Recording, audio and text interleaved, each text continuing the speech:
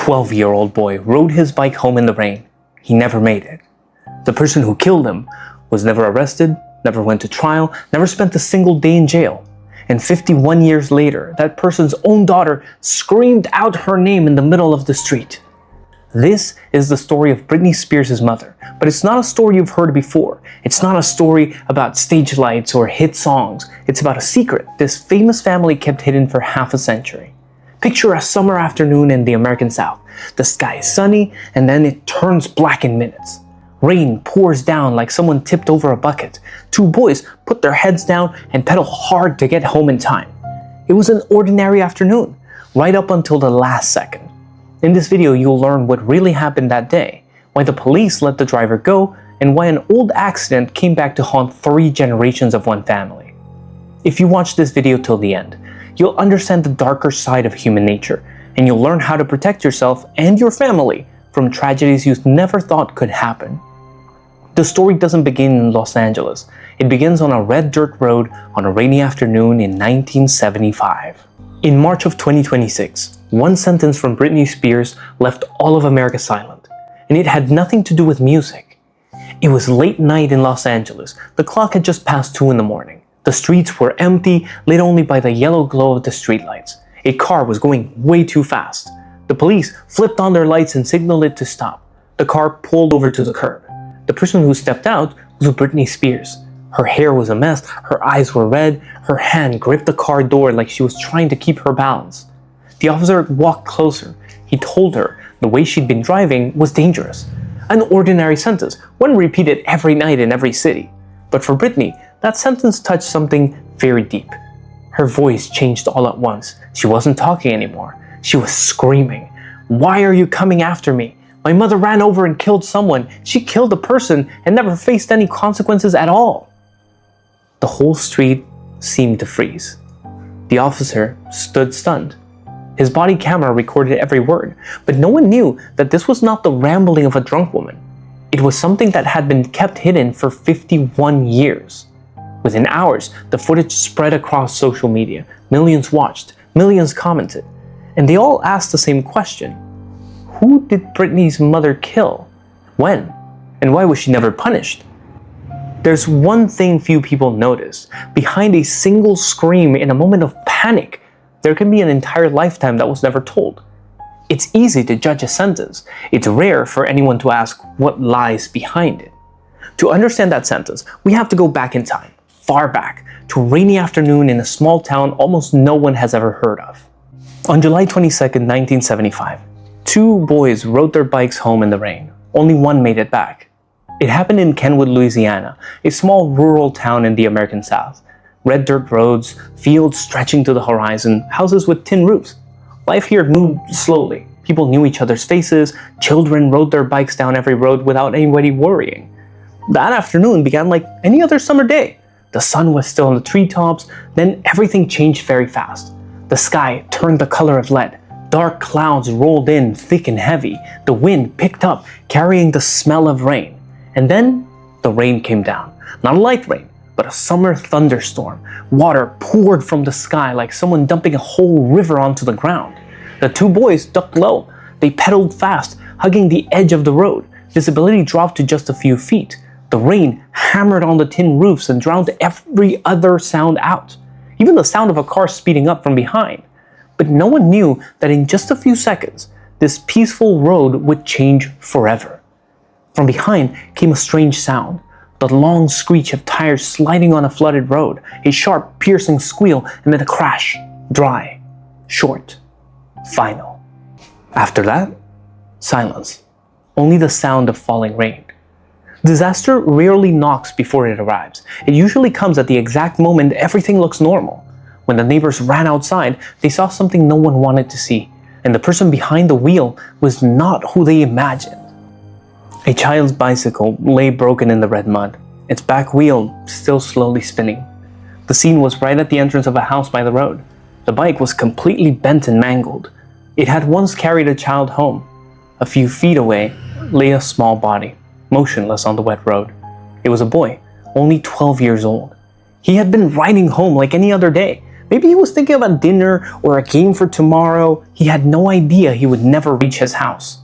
The car that caused the accident was a large sedan, a common model for the 1970s. The right front of the car was badly damaged.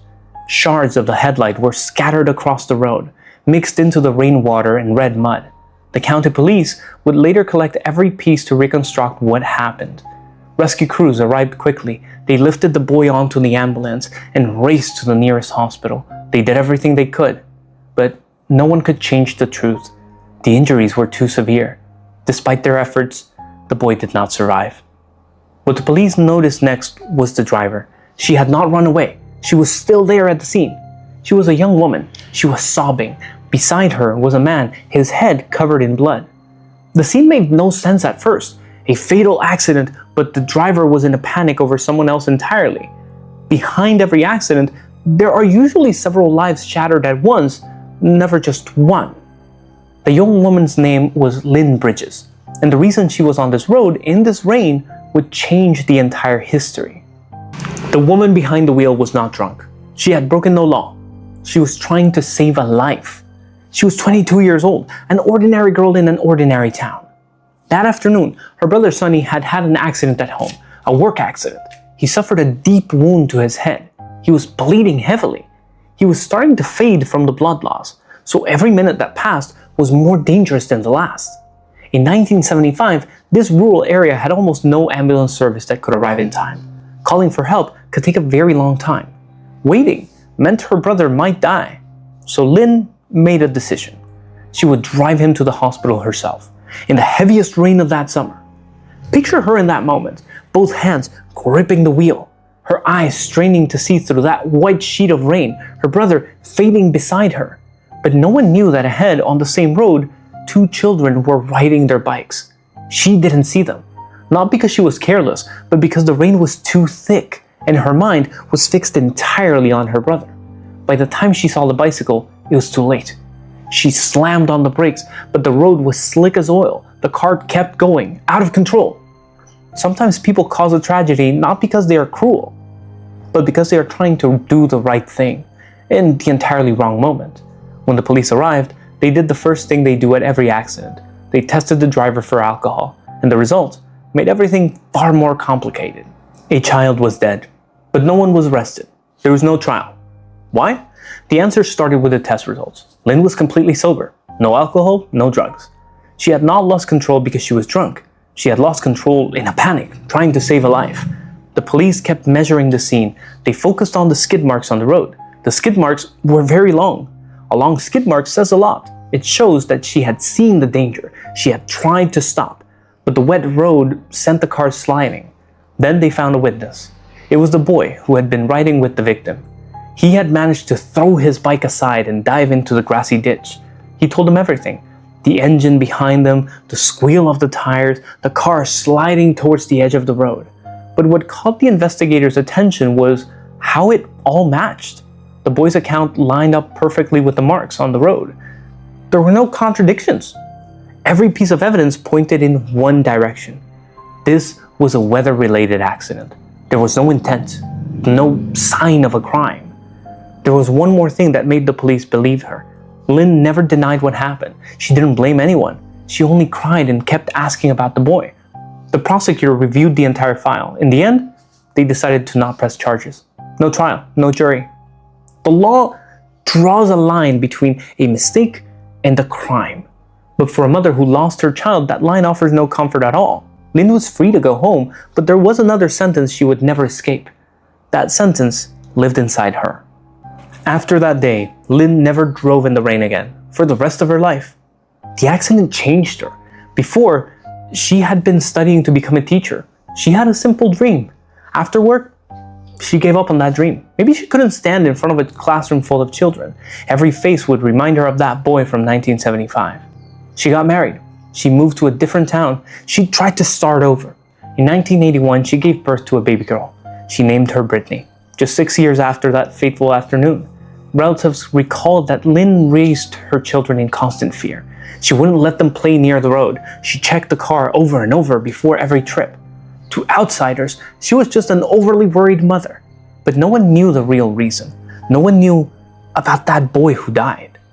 Britney grew up beside a mother who was always tense, a mother who controlled everything, a mother afraid of something the little girl could not name. But no one knew that fear had a name, and it had happened on a rainy road years before Britney was born. A parent's fear often passes to their children, even when no one says a word. That secret stayed hidden for 33 years, until 2008, when Lynn herself decided to write it down for the whole world to read. In 2008, Lynn wrote a memoir. She thought it would ease her conscience. She was wrong. By now, Lynn was no longer an unknown woman in Louisiana. She was the mother of the biggest star of the planet. Her daughter, Britney Spears, was the global princess of pop. The memoir was called Through the Storm. In it, for the first time, she wrote about the accident in 1975. She admitted it had haunted her for her whole life. She said she had spent years in depression. She had always blamed herself for the death of the child. The world was stunned. For years, the public had only seen a perfect mother, the woman who had lifted her daughter to the top. Now that image cracked, the international press swarmed in. They began questioning this family that had seemed so perfect. But one person read that book with a completely different feeling. It was the mother of the boy who died. For 33 years, she had never received a direct apology. And then she learns of Lynn's regret from a book sold in a store. Think about that for a moment. A mother who lost her son. She had to read the confession of the person who caused that death, printed on paper, sold to millions of strangers. Confessing to the whole world is sometimes easier than looking one person in the eye, the person you have hurt. But the book didn't only wound one family, it also sparked a lawsuit. And in that lawsuit, the accident from 1975 would be turned into a weapon. An accident from 1975 was suddenly dragged into a Los Angeles courtroom in 2012 to destroy a person. It all started with one name, Sam Lutfi. He had once called himself Britney's manager during the period when she was at her most fragile. In her memoir, Lynn accused him of something serious. She wrote that Lutfi had secretly drugged Britney to control and manipulate her. Lutfi denied all of it. He called it slander. Then he took Lynn to court, suing her for defamation. The legal battle dragged on for years, and Lutfi's lawyers needed one thing. They needed to destroy Lynn's credibility in front of the jury. So they dug into her past, and they found the file from the 1975 accident, but no one expected the way they would use it. They tried to turn Lynn into a different image, a woman who had once caused the death of a child, and then walked away from every consequence. They wanted the jury to think she was not to be trusted, a woman who always avoided responsibility. If she wasn't trustworthy, then her accusations against Lutfi were worthless too. An accident that happened before Britney was even born suddenly became a card to play in the courtroom decades later. The past never truly disappears. It sits quietly in a file, waiting for the day someone needs it. On November 1st, 2012, the court issued its ruling. All of Lutfi's claims were dismissed. Lynn won the case, but 1975 was back in the light, and this time it would not stay quiet. There was a woman who waited 44 years for an apology, and it never came. Her name was Yvonne Winters. She was the mother of the boy who died in 1975. Through this entire story, she was almost forgotten. In 2019, for the first time, she spoke publicly. By then, she was over 70 years old. More than 4 decades had passed since she lost her son. What she said surprised many people. She did not hate Lynn. She believed it was simply a terrible accident. In her words, anyone could have faced the same thing. A heavy rain, a slick road, a moment that could not be taken back. She had accepted that truth long ago. She did not sue. She did not seek revenge. But there was one thing she could not forget. It wasn't the accident. It was the silence that followed. For 44 years, Lynn never came to see her. Not a single phone call, not a single letter, not one apology said to her face. Yvonne said she only wished for one small thing. She wished Lynn would sit down in front of her, look her in the eye, and say that her son had once existed. An apology cannot bring back the one who is gone, but sometimes it is the only thing that helps the ones left behind keep living. Sometimes the deepest wound doesn't come from the mistake itself. It comes from the silence that follows. While Yvonne was waiting, another generation in the Spears family was growing up, carrying wounds of their own, and those wounds were about to explode. Britney wasn't born yet in 1975, but in a way, she lived alongside that afternoon her whole life. To understand this, we have to look at the whole family, not just Lynn, but Britney's father too. Her father was Jamie Spears. He carried a tragedy of his own from his youth. At 17, he survived a car crash. In that car crash, a friend of his died, a teenage boy from the football team. He carried that memory for the rest of his life. That pain turned into other things, a short temper, alcoholism, and a need to control everyone around him. So Britney grew up between two people, a mother carrying a wound from 1975 and a father carrying a wound from when he was 17. Neither of them had truly ever healed. And in 2008, Britney was placed under a conservatorship. The person controlling her was her own father, and that arrangement lasted 13 years. She was controlled financially, controlled in her work, controlled even in her smallest personal decisions. But here's the most frightening part of this story. When Britney screamed at the police in 2026, what was she really saying? The truth? Or a story that had been twisted over the years? She may not have known about the full truth about 1975 herself. She only knew one version, a version passed down through arguments, through the pain of an entire family. A secret that is never spoken does not disappear. It passes on to the next generation in a different shape. And that is why on that night of March of 2026, everything finally broke open. This story has no clear villain. And that's the most frightening part of it. Let's look back from the beginning. A 12-year-old boy rode his bike home in the rain. He never made it. That is the only truth no one can deny. Everything else is far more complicated. Lynn was not a murderer. The evidence proved that. But her 44 years of silence were a wound of another kind. Jamie was not entirely a villain. He carried his own pain, but he controlled his daughter for 13 years. Sam Lutfi was never convicted, but the way he acted left many questions behind. And what about Britney?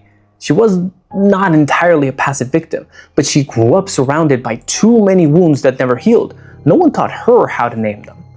And then there's the boy from 1975. He has no memoir, no one to defend him. But 51 years later, his name is still spoken, in a story that isn't even his.